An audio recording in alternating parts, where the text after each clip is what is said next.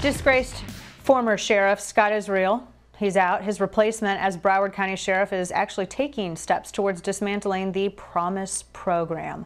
That was the behavioral program that ultimately kept the Parkland murderer off of law enforcement's radar because, see, they figured that if you just stop reporting criminal behavior to law enforcement, then you can say that you're reducing criminal behavior because you didn't report it. That's like me eating a piece of cake and saying I didn't eat the piece of cake because I'm ignoring that I ate it. That doesn't make any sense, right?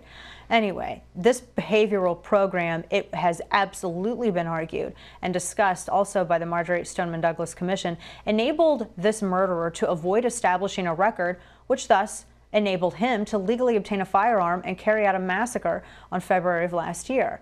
Now, Sheriff Gregory Toney, new sheriff in town, he called out the failures of the Promise program when he said this, quote, "At this time, the Promise program suffers deficiencies that can be and must be modified to gain my full support," end quote. I think it could go even farther, quite honestly. He did, however, make mention that a program similar to the Promise program was something that he still felt was valuable to Broward County. He says, quote, "Broward County is a community requiring restorative justice and diversionary programs to help reduce the disproportionate arrests of minority juveniles when involved in non-violent criminal offenses," end quote. Now, we can debate the merits of the claims of disproportionate arrests, but since Robert Runcie survived his hearing and maintained his job somehow, despite failing miserably at actually doing said job, revisiting and restructuring this just absolute farce of a program is an absolute must first step, but it shouldn't be the last.